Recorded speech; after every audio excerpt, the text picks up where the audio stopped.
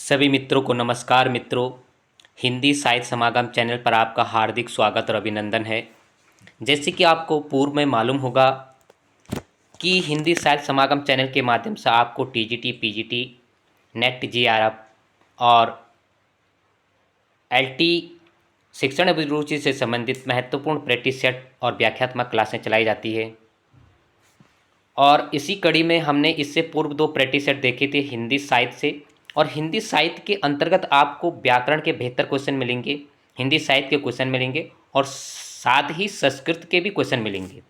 मात्र कुछ होंगे इसमें एनसीईआरटी के, तो एनसीईआरटी का भी थोड़ी बहुत मिश्रण होगा। और जो स्पेशल एनसीईआरटी में कुछ पाठ लगे हैं पाठ्यक्रम में, उन्हें हम अधिक से देखेंगे। और वो सीरीज मैंने अलग चलाई है।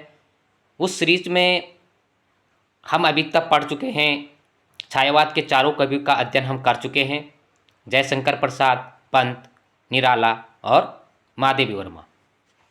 तो आज हम प्रैक्टिस सेट 3 देखेंगे। हिंदी साहित्य का बहुत ही ज़बरदस्त प्रैक्टिस सेट है, जिसमें आपको व्याकरण के क्वेश्चन और साथ ही संस्कृत के क्वेश्चन भी देखने को मिलेंगे।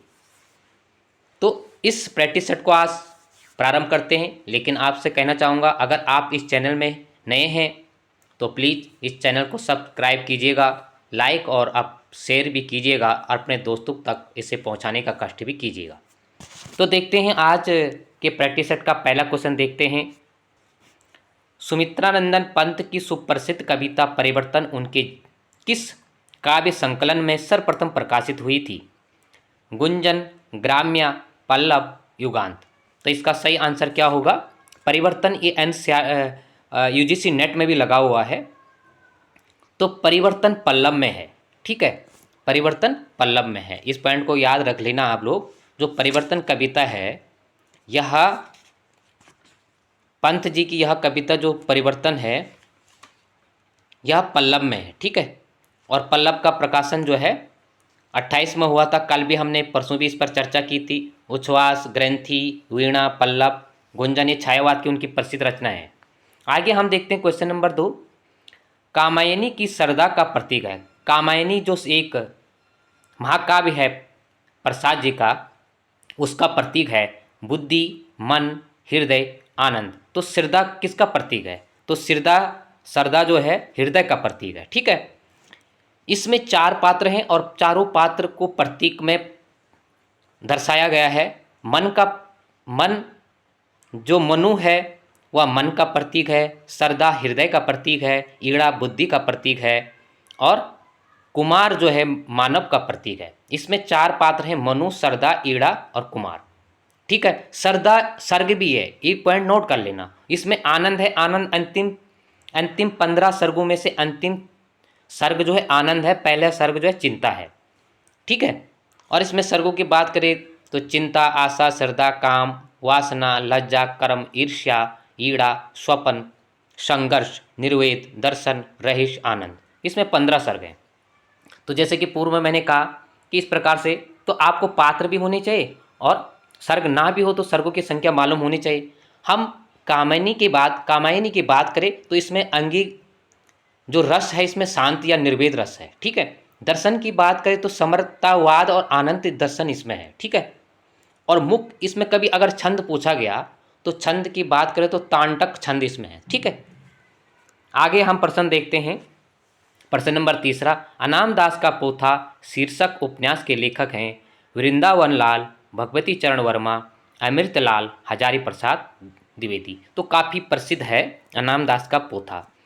तो यह किसका है? हजारी प्रसाद। हजारी प्रसाद के 4 महत्वपूर्ण उपन्यास थे। बचपन यानी बाण भट्ट की आत्मकथा, चारुचंद्र लेख, पुनर्नवा।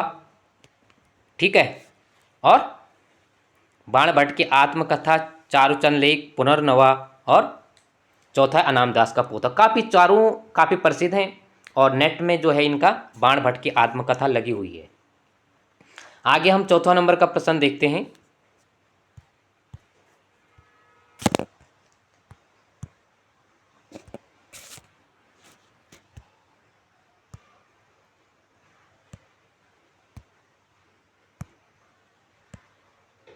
चौथा नंबर का प्रश्न देखते हैं। निम्नलिखित में से कौन सा उपन्यास एक आंचलिक उपन्यासकार है?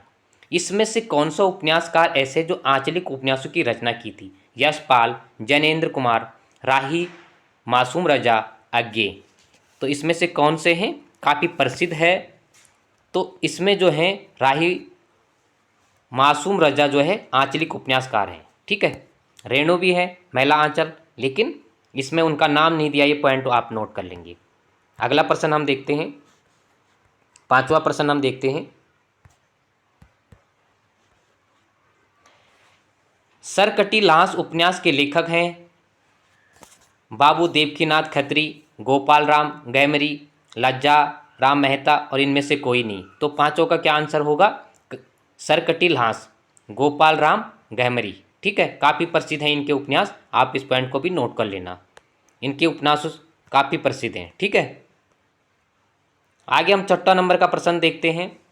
मेरे मेरे राम का मुकुट भीग रहा है निबंध संग्रह के लेखक का नाम बताइए।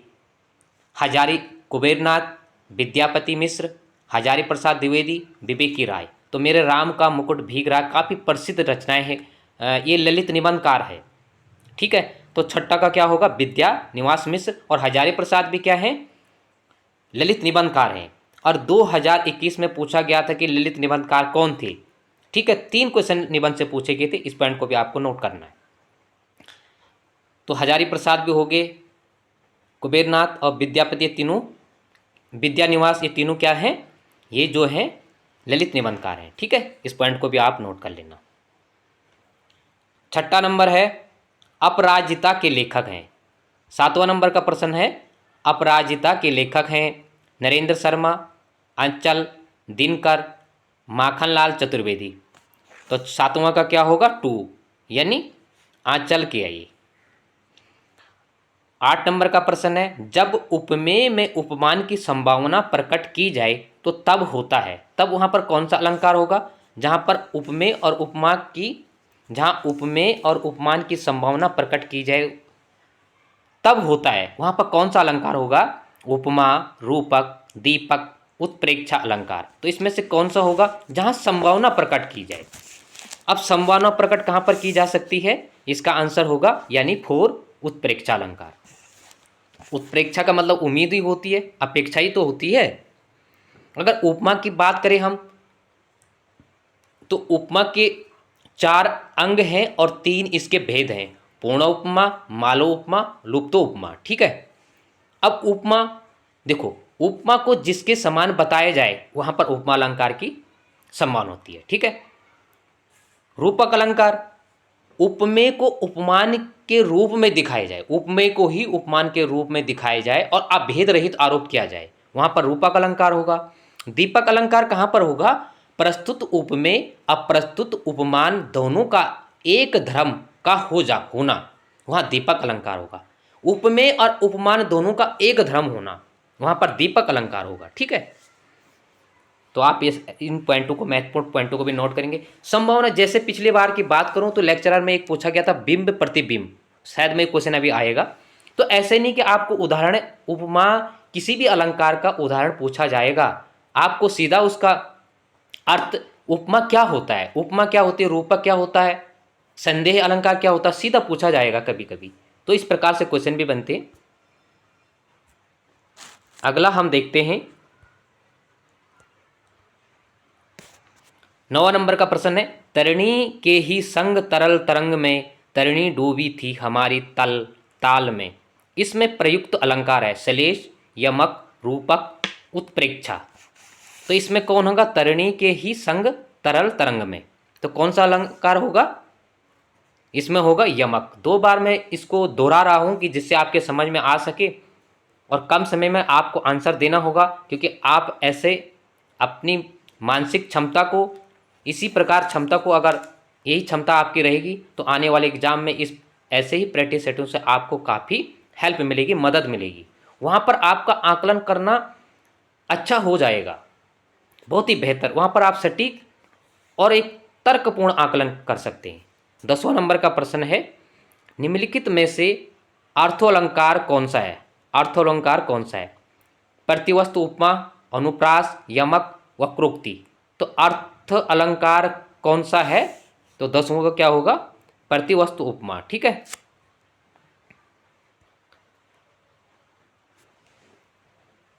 ग्यारह प्रश्न का देखते हैं। खग कुल कुल सा बोल रहा, रेखांकित शब्दों का अलंकार होगा। खग कुल कुल सा बोल रहा है, यमक, शलेष, उपमा, रूपक। तो इसमें क्या होगा? कुल कुल सा। तो आप समझ चुके होंगे, यहाँ पर यमक होगा जहाँ पर शब्दों को दोहराया जाएगा। 12वां नंबर का प्रश्न है, उदित उदगिरि मंच पर रघुवीर बाल पतंग में कौन सा अलंकार होगा? उदित उदयगिरि मंच पर रघुवीर बाल पतंग में कौन सा अलंकार होगा? उपमा, रूपक, उत्प्रेक्षा, व्यतिरेक। तो 12वां का क्या होगा? रूपक अलंकार होगा, ठीक है।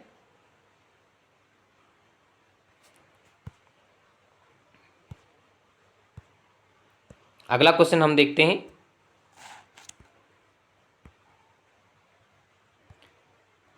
तेरह नंबर का प्रश्न हम देखेंगे। जहां उपमेय में उपमान की संभावना की जाए वहां होगा। फिर दोबारा आ चुका है क्वेश्चन। उपमा अलंकार, रूपक अलंकार, उत्प्रेक्षा अलंकार, अतिशयोक्ति अलंकार। यहाँ पर ऑप्शन अलग हैं, ठीक है। तो क्या होगा? जहां उपमेय में उपमान की संभावना प्रकट की जाए वहां पर कौन सा अलंकार होगा? उत्प्रेक्षा अलंकार होगा। 14 नंबर का क्वेश्चन है, यदि उपमेय उपमान में बिंब प्रतिबिंब भाव हो तो अलंकार होगा। यह इसी प्रकार हु बहू यह क्वेश्चन लेक्चरर प्रवक्ता 2021 में पूछा गया था, ठीक है। जैसे आपको मालूम होगा, उपमेय उपमान में बिंब प्रतिबिंब भाव हो तो अलंकार होता है। विभावना, दृष्टांत, उत्प्रेक्षा, रूपक। तो यहाँ पर क्या होगा? बिंब प्रतिबिंब, ठीक है। तो इसका आंसर होगा 2 यानी दृष्टांत अलंकार। 15 नंबर का प्रश्न है, निम्नलिखित काव्यांश में अलंकार है। हीरे सा हृदय हमारा कुचला शीर्षि कोमल ने, शीर्षि कोमल ने। उपमा, श्लेष, उत्प्रेक्षा, अनुप्रास। तो इन शब्दों में 2 से ज़्यादा अलंकार हो सकते हैं। आपको ये पॉइंट नोट करना है। इसका होगा A B, B C, C D और ए डी। तो इसका 15 का आंसर क्या होगा? डी होगा, ए और डी। हीरे सा हृदय हमारा कुचला शीर्षि कोमल ने। तो इसमें होगा उपमा भी होगा और अनुप्रास अलंकार भी होगा, ठीक है। 16 नंबर का प्रश्न है, शब्दार्थ सहितो काव्यम किसका कथन है? शब्दार्थ सहितो काव्यम किसका कथन है? ठीक है। दंडी, विश्वनाथ, आनंदवर्धन, भामा और तो किसका होगा? शब्दार्थ सहितो काव्यम। काफी प्रसिद्ध उक्ति है यह, ठीक है। तो 16वां का क्या होगा? 4 यानी भामा का होगा, ठीक है। विश्वनाथ की बात करें, इनकी भी जो है रस ध्वनि से संबंधित इनका भी जो सिद्धांत है, काव्य का लक्षण से संबंधित, वाक्य रसात्मक काव्यम, इनका भी काफी प्रसिद्ध है। और इसी प्रकार से अन्य काफी आनंदवर्धन इनके भी हैं, जैसे रुद्रट का है नानु शब्दार्थ काव्यम, ठीक है। और वामन में है, वामन का है काव्य शब्दार्थ गुण अलंकारो संस्कृतो शब्दार्थ वर्तते। यह 2023 में नेट यूजीसी नेट में आया था वामन का, ठीक है। काव्य शब्दार्थ गुण अलंकारे संस्कृत्यो शब्दार्थो वर्तते, ठीक है। लेकिन आपने 2-3 जैसे विश्वनाथ हो गया, दंडी होगा, भामा होगा, तो यह संस्कृत में पूछा जा सकता है, ठीक है। अगला हम देखेंगे,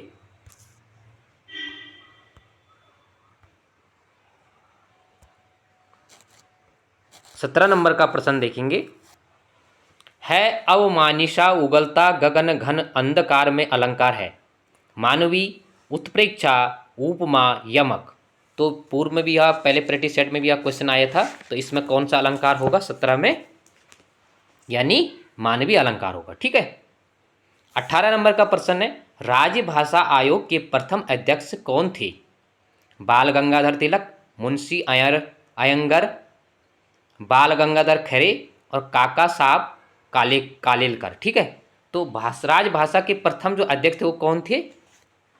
तो इसका था बाल गंगाधर खेर थे। अब तिलक में उसमें आपको डॉट हुआ होगा, लेकिन आप नोट कर लेना है, इसमें बाल गंगाधर खेर हैं आयत, यानी 18 का सी होगा।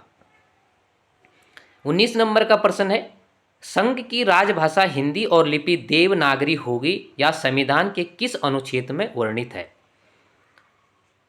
अनुच्छेद 343, अनुच्छेद 344, अनुच्छेद 345, अनुच्छेद 346। तो किस में है? यह है 343 में। ठीक है, अगला क्वेश्चन हम देखते हैं 20 नंबर का, भाषा के संबंध में असत्य कथन कौन सा है? भाषा सामाजिक संपत्ति है, भाषा परिवर्तनशील है, भाषा अनुकरणीय सादृश्य है, भाषा पैतृक संपत्ति है। तो कौन सा कथन सही है? ठीक है, परिवर्तनशील, अनुकरण दृष्टि, इसमें असत्य की बात कर रहा है। ठीक है ना, तो इसमें भाषा परिवर्तन भी होती है, भाषा अनुकरण भी होती है, भाषा सामाजिक संपत्ति है, भाषा पैतृक नहीं है। ठीक है ना, भाषा पैतृक थोड़ी है कि भाषा तुम्हें पहले से ही मिली हो। भाषा तो जब मनुष्य का जन्म होता तभी तो भाषा सीखता है, और कोई भी भाषा किसी भी समाज में पैदा हो तो उसमें उसी भाषा के लक्षण परिलक्षित हो जाते हैं। 21 नंबर का प्रश्न है, मगही किस उपभाषा की बोली है? राजस्थानी, पश्चिम हिंदी, पूर्वी हिंदी, बिहारी। तो मगही किस भाषा की है? बिहार की है। ठीक है, 21 नंबर। 22 नंबर का, भोजपुरी बोली की उत्पत्ति हुई, ठीक है, अर्ध मागधी, मागधी, शौरसैनी अभ्रांत, ब्राचड़। तो 22 का क्या होगा? भोजपुरी जो बिहार की बोली है इसका किससे संबंध है? मागधी से। ठीक है, और पूर्व हिंदी का किससे? अर्ध मागधी से, और पश्चिम हिंदी का शौरसैनी से है। ठीक है, अगला हम 23 नंबर का प्रश्न देखते हैं, हरियाणी व बांगरू बोली किस अपभ्रंश से विकसित हुई है? पश्चिम उत्तरी, शौरसैनी अपभ्रंश, अर्ध मागधी, नागरी अपभ्रंश और मागधी अपभ्रंश। तो हरियाणी किससे हुई? पश्चिम उत्तरी। ठीक है, पश्चिमोत्तरी शौरसैनी से हुई। ठीक है, 24 नंबर का प्रश्न है, हिंदी खड़ी बोली किस अपभ्रंश से विकसित हुई है? मागधी, अर्ध मागधी, शौरसैनी, पैशाची। तो हिंदी खड़ी बोली का संबंध किससे है? पश्चिम हिंदी से है, और पश्चिम हिंदी का संबंध किससे? शौरसैनी से है। ठीक है, 25 नंबर का प्रश्न है, हिंदी का पाणिनि किसको कहा जाता है? कामता प्रसाद, रामचंद्र वर्मा, भोलानाथ तिवारी, किशोरीदास वाजपेयी। तो आपको मालूम होगा कि किसको कहा जाता है? कामता प्रसाद को कहा जाता है। ब्रजभाषा का कहा जाता है किशोरीदास वाजपेयी को कहा जाता है। ठीक है, 26 नंबर का है, ओ और ओ किस प्रकार के वर्ण हैं? तालव्य, मूर्धन्य, दंतोष्ठ, कंठोष्ठ। तो 26 का क्या होगा? 4, कंठोष्ठ। ठीक है, कंठ से और ऊष्ठ से किसका होता? ओ का होता है। ठीक है, 27 नंबर का है, कौरवी किस बोली को कहते हैं? मारवाड़ी, खड़ी बोली, अवधी, छत्तीसगढ़ी। तो कौरवी किसको बोलते हैं? 27 नंबर का है, तो कौरवी जो है खड़ी बोली को बोलते हैं। ठीक है, तो बोली भाषा से भी काफ़ी क्वेश्चन थे और ये बनेगा ही बनेगा। जैसे कि 2015 में काफ़ी क्वेश्चन बने थे एलटी में, और एक आध क्वेश्चन 18 में बना था, बशर्ते 21 में नहीं बना था, कि हर बार थोड़ा चेंजिंग होगा। तो अगली बार हो सकता है कि निश्चित तौर पर बोली से भी, भाषाओं से भी क्वेश्चन बनेंगे, क्योंकि आपको सिलेबस के अकॉर्डिंग चलना पड़ेगा और सिलेबस को आपको पूरा करना पड़ेगा। आप पूरा करोगे तो उससे आपको ज्ञान होगा ही होगा। अब हम बात करें, एक थोड़ा सा आपके दिमाग में कुछ महत्वपूर्ण पॉइंट में फैक्ट बताना चाहूँगा। देखो, अब भ्रांश की बात करें तो शौरसैनी, अर्धमागधी और मागधी। शौरसैनी की बात करें तो इसमें 3 भाषाएं आती है। ठीक है, अभी कुछ दिन पूर्व में एक क्वेश्चन शायद में बना था ग्रुप सी में, कुछ दिन पूर्व मैंने देखा था, उसमें 2 ऑप्शन थे। अभी उस पर भी चर्चा करेंगे, लेकिन पहले हम देखते हैं कुछ महत्वपूर्ण अपभ्रंश की बात करें। ऐसे ही बहुत हार्ड क्वेश्चन बना था लेक्चरर 2021 में, मैं पूर्व में भी इस पर चर्चा कर चुका हूं, लेकिन फिर भी मैं आपको बताना चाहूँगा, बस थोड़ा सा समय लूँगा। पश्चिम हिंदी और राजस्थानी और पहाड़ी हिंदी ये सौर सैनी अपभ्रांत से विकसित हुई हैं। पश्चिम हिंदी में कौरवी, हरियाणी को बांगरू भाषा भी कहते हैं, दक्कनी, ब्रज भाषा, बुंदेली, कनौजी। राजस्थानी भाषा के अंतर्गत कौन कौन सी आती है? मारवाड़ी, जयपुरी को ढूंढड़ी भाषा भी कहते हैं, मेवाती और मालवी। पहाड़ी हिंदी की भाषा की बात करें तो गढ़वाली और कुमाऊनी। अब देखो पहाड़ी हिंदी की जो अपभ्रांश है इसको खस अपभ्रांश से भी जाना जाता है, ठीक है। अगर सौर शनि खस है तो खस आएगा और खस नहीं है तो सौर शनि आएगा या आएगा। आप इस पॉइंट को नोट कर लेना, ये क्वेश्चन जस्ट दोनों ऑप्शन थे। अब आयोग कौन से मानता है, लेकिन खस होना चाहिए। अभी जस्ट कुछ दिन पूर्व मैंने कोई ग्रुप सी में देखा था कि एक इस प्रकार का क्वेश्चन बना था और किसी ने मुझे भेजा भी था कि इसका आंसर क्या होगा, ठीक है। मागधी की बात करें तो बिहार की बोली है, ठीक है, और बिहार में कौन सी है? भोजपुरी, मगही और मैथिली भाषा है, ठीक है। और अर्ध मगधी की बात करूं तो ये पूर्वी हिंदी की है, और पूर्व हिंदी में कौन से? अवधी, बघेली और छत्तीसगढ़ी। तो पांचों अपभ्रंश के भाषा 17 के 17 भाषा आपको मालूम होनी चाहिए, ठीक है। आगे हम चर्चा करेंगे। 28 नंबर का क्वेश्चन देखते हैं। किसी सीमित क्षेत्र में बोली जाने वाली स्थानीय भाषा को कहते हैं राष्ट्रीय, राजभाषा, बोली, उपभाषा। तो 28 का क्या होगा? यानी छोटे से जो क्षेत्र में बोले जाते हैं, क्षेत्र में, तो वह बोली होगी, ठीक है। 29 नंबर का प्रश्न है, इसमें से कौन सी बोली पश्चिम हिंदी के अंतर्गत नहीं आती है? खड़ी, ब्रजभाषा, कन्नौजी, अवधी। तो पश्चिम के अंतर्गत कौन सी बोली नहीं आएगी? कौन सी नहीं आएगी? अवधी, ठीक है। अवधी पूर्वी की है, ठीक है। 30वां क्वेश्चन है, हिंदी की मूर्धन्य ध्वनियां हैं च, छ, ज, झ, ट, ठ, ड, ढ, प, फ, ब, भ, त, थ, द, ध। तो कौन सी नहीं है? कौन सी ध्वनि है? मूर्धन्य, मतलब उसमें जो है हमारी जीव मूर्ति है मूर्धन्य में, ठीक है। तो इसका बी होगा ट, ठ, ड, ढ, यानी 30 नंबर का 2 होगा। 31 नंबर के प्रश्न, भारत की संपर्क भाषा कौन सी है? संस्कृत, अंग्रेजी, हिंदी, उर्दू। तो इसका क्या होगा? भारत की संपर्क भाषा कौन सी है? हिंदी है। 32 नंबर का प्रश्न है, खड़ी बोली व ब्रज भाषा किस उपभाषा के अंतर्गत आती है? पूर्वी हिंदी, राजस्थानी, पश्चिम हिंदी, पहाड़ी हिंदी। तो खड़ी बोली ब्रज भाषा किसके अंतर्गत आती है? पश्चिम हिंदी के अंतर्गत आती है, ठीक है। आगे हम 32 नंबर का प्रश्न देखेंगे। 33 नंबर का, वैज्ञानिक शैली का तात्पर्य किस शैली से है? अलंकारिक शैली, वस्तुनिष्ठ शैली, समाज शैली, लक्षणिक शैली। तो कौन सा होगा? 33 नंबर का 2 होगा, यानी वस्तुनिष्ठ शैली से है, ठीक है। 34 नंबर का प्रश्न है, निम्नलिखित में से ओष्ठ ध्वनि नहीं है? च, प, भ और म। तो इसका क्या होगा? एक होगा, च ध्वनि जो है ओष्ठ ध्वनि नहीं है, ठीक है। 35 नंबर का, इनमें से कौन सी बोली राजस्थान से संबंध नहीं है? राजस्थान का जो भाषाएं हैं इनका संबंध राजस्थान से कौन सी बोली का नहीं है, ठीक है। जयपुरी, मारवाड़ी, मेवाती और मगही। तो क्या होगा 35 नंबर का? 4, यानी मगही, मेवाती और मगही। जयपुरी, मारवाड़ी तो आप जानते ही हैं, ठीक है, लेकिन मेवाती और मगही, तो इस भी छोटे छोटे क्वेश्चन जो आदमी को, जो किसी भी अभ्यर्थी को आते हैं, वहाँ पर थोड़ा सा आकलन करने में अगर दिक्कत होगी तो काफ़ी असमंजस की भावना पैदा हो जाती है इन छोटे छोटे क्वेश्चनों में, जहाँ से आपका एक आध नंबर ऊपर भी हो सकता है और नीचे भी हो सकता है। तो प्रैक्टिस सेट करने का तात्पर्य यही है कि आपका आकलन बेहतर से बेहतर हो सकता है। 36 नंबर का क्वेश्चन है, ल्हास किस भाषा का शब्द है? फारसी, अरबी, पुर्तगाली, तुर्की। तो ल्हास किस भाषा का शब्द है? तुर्की भाषा का शब्द है, ठीक है।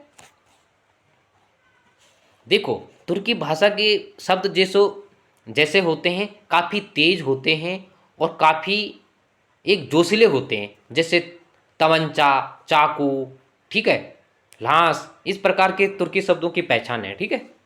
37 नंबर का क्वेश्चन, कर्म कारक के लिए प्रयुक्त होने वाला चिन्ह है? ने, के, से, को। तो कौन सा होगा? 4, को होगा, ठीक है। 38 नंबर का क्वेश्चन, तोता डाली पर बैठा है, इस वाक्य में कौन सा कारक है? करण, संबंध, अधिकरण, अपादान। तो तोता डाली पर बैठा है, ठीक है, तो इसका कौन सा होगा? यानी अधिकरण होगा, ठीक है, सी होगा।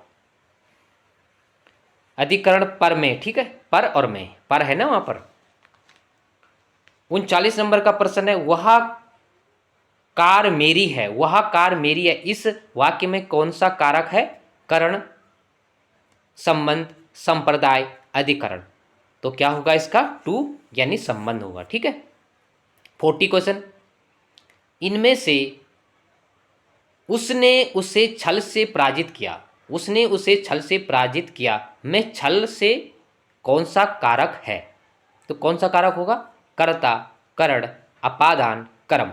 तो 40 का क्या होगा? टू, यानी करण होगा, ठीक है। 41 नंबर का क्वेश्चन है, कारक के भेद हैं 5 भेद, 6 भेद, 7 भेद, 8 भेद। तो कारक के कितने भेद हैं? 7 भेद है।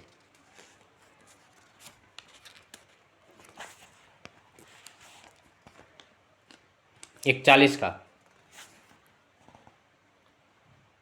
संज्ञाओं के साथ आने वाले विभक्तियों को क्या कहा जाता है? बहुत से महत्वपूर्ण, बहुत ही महत्वपूर्ण है। संज्ञाओं के साथ आने वाले विभक्तियों को क्या कहा जाता है? संश्लिष्ट, विशेषलिष्ट, शिलिष्ट, संश्लिष्ट, विशिलिष्ट और शिलिष्ट। तो क्या कहा जाएगा? इनमें से कोई नहीं। तो इसका क्या होगा? 42 का विशिलिष्ट। 43 नंबर का है, निम्नलिखित में से कौन सा शब्द स्त्रीलिंग नहीं है? सुबह, दोपहर, सांझ, दिन। तो कौन सा नहीं होगा? 43 का 4, यानी दिन जो है स्त्रीलिंग शब्द नहीं है।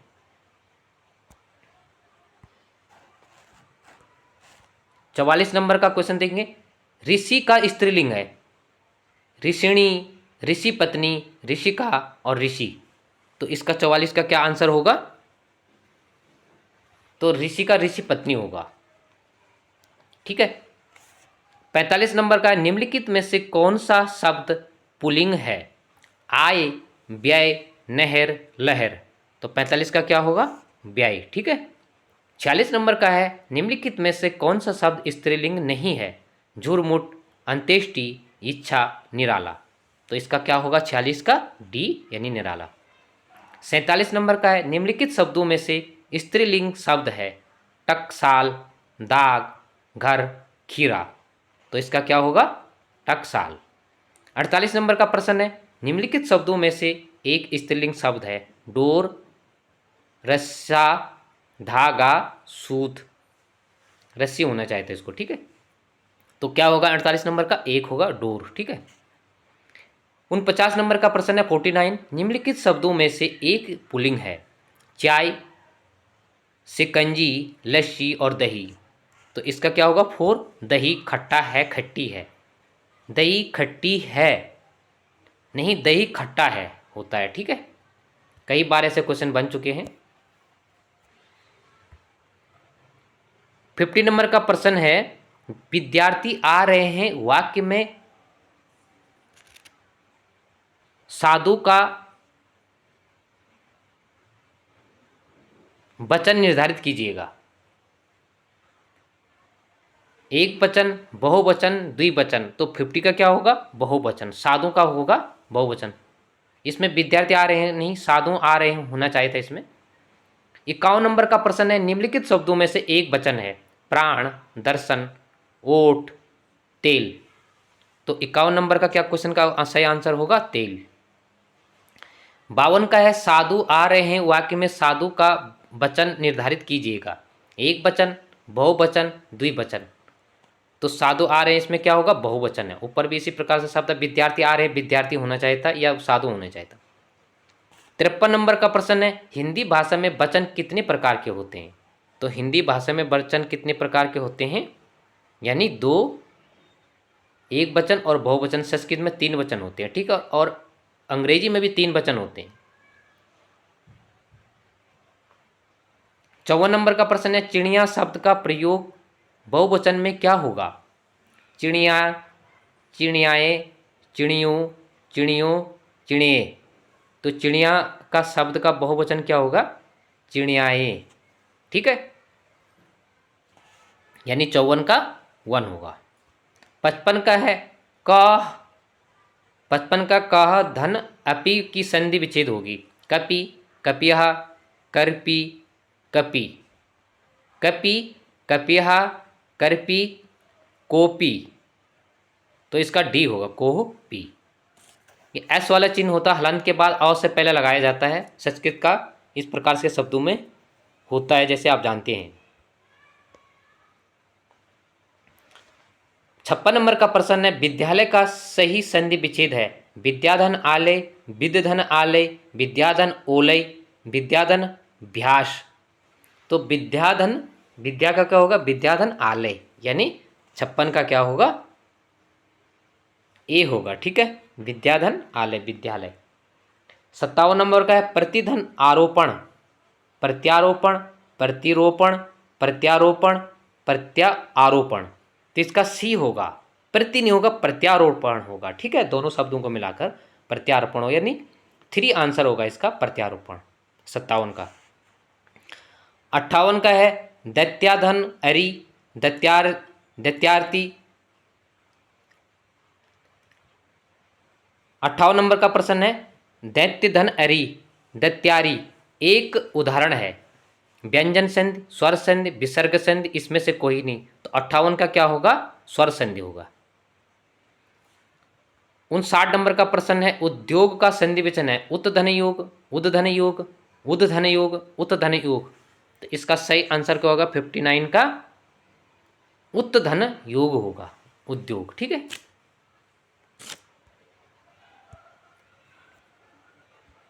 60 नंबर का प्रश्न देखते हैं। महात्मा शब्द में कौन सा समास है। तत्पुरुष, अव्ययी, क्रमधारी, बहुब्रीहि। तो महात्मा में कौन सा शब्द है, इसमें होगा क्रमधारी, महान है, महान है जो आत्मा, ठीक है। 61 नंबर का है सिंह द्वार शब्द में समास है। तत्पुरुष, अव्ययी भाव, क्रमधारी, इनमें से कोई नहीं। तो 61 नंबर का क्या होगा, तत्पुरुष। 62 नंबर का है धनंजय में समास है। तत्पुरुष, क्रमधारी, बहुब्रीहि, अव्ययी भाव। तो 62 का क्या होगा, 3, यानी बहुब्रीहि समाज होगा।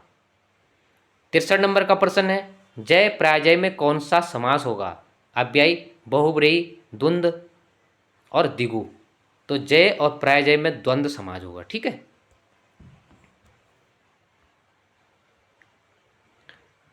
अगला प्रश्न है निम्न युगों में से कौन सा सही नहीं है। नीलो उत्पलम, क्रमधारी, दशानन, बहुब्रीहि, राम लक्ष्मणो, अव्ययी, दिवारात्रि, द्वंद्व। तो इसमें सी होगा राम लक्ष्मण, अव्ययी नहीं होगा, बस इसमें भी द्वंद्व ही होगा 64 में, ठीक है, राम और लक्ष्मण। 65 नंबर का है नीलो उत्पलम में कौन सा समास होगा। क्रमधारी, बहुब्रीहि, अव्ययी, तत्पुरुष। तो 65 का क्या होगा, 1 होगा, क्रमधारी। 66 का है पंचवटी शब्द में कौन सा समास होगा। क्रमधारी, द्विगु, अव्ययी भाव, तत्पुरुष। तो पंचवटी में कौन सा समाज होगा 66 का, 2 होगा, द्विगु समाज होगा, संख्यावाचक शब्द है, ठीक है। 67 नंबर का प्रश्न है धनुर्बाण में किस तरह का समास होगा। तत्पुरुष, बहुब्रीहि, क्रमधारी, द्वंद्व। तो इसका आंसर सही क्या होगा, धनुर्बाण, यानी धनुष और बाण में क्या होगा, द्वंद्व होगा, यानी 4 होगा, ठीक है। सदगति शब्द में समास है। 68 नंबर का है सदगति, या कहानी भी है प्रेमचंद की। सदगति शब्द में समास है, होगा, कौन सा होगा, तत्पुरुष, क्रमधारी, अव्ययी भाव, द्विगु। तो 68 का क्या होगा, 1, यानी तत्पुरुष समाज होगा। माता पिता में कौन सा समाज होगा, 69 नंबर का प्रश्न है। द्वंद्व, क्रमधारी, द्विगु, तत्पुरुष। तो माता पिता में क्या होगा, द्वंद्व होगा, ठीक है।